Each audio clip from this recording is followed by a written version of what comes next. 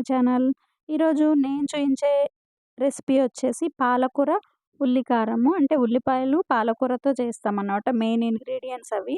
ఒట్టి ఆకుకూర తినలేని వాళ్ళైతే ఈ కర్రీ చేసుకొని ట్రై చేయండి. టేస్ట్ అయితే చాలా బావుంటుందండి. మటన్ తిన్న టేస్ట్ వస్తుంది.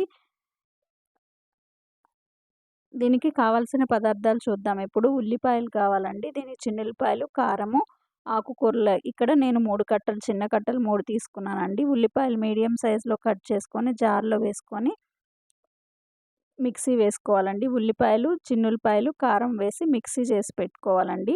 మెత్తగా ఏం అవసరం లేదు. కచ్చాపచ్చాగా మిక్సీ చేసుకోవాలి. బాండీలో ఆయిల్ వేసి తాలింపు దినుసులు కూడా వేసుకోవాలి.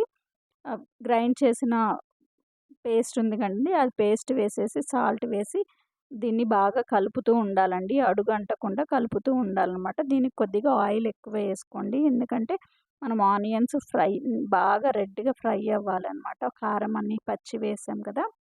అవన్నీ మంచిగా ఫ్రై అవ్వాలి. ఇట్లా ఒక 10 మినిట్స్ పడుతుందండి ఇది ఫ్రై అవ్వటానికి. ఇది బాగా ఫ్రై అయిన తర్వాత మనం సన్నగా కట్ చేసుకున్న పాలకూర వేసుకోవాలండి. దీన్ని వాష్ చేసి ముందే మనం ఫ్రై అయ్యేలోపు కడిగి పెట్టుకోవాలనమాట. కడిగి సన్నగా కట్ చేసుకొని దాన్ని పసుపు కూడా వేసుకొని దీంట్లో మిక్స్ చేయాలండి. పాలకూర అయితే తొందరగా మగ్గిపోతుంది కదా! ఎక్కువ టైం ఏం పట్టదు. ఈ అదంతా ఫ్రై అయిన తర్వాత పాలకూర వేస్తాం కదా! మూత పెట్టేసుకోవాలి కలుపుకొని. పాలకూరలో నుంచి వచ్చే వాటర్ మనకి ఫ్రై అవ్వటానికి సరిపోతుందండి. వాటర్ ఏమి పొయ్యకూడదు ఈ కర్రీలో.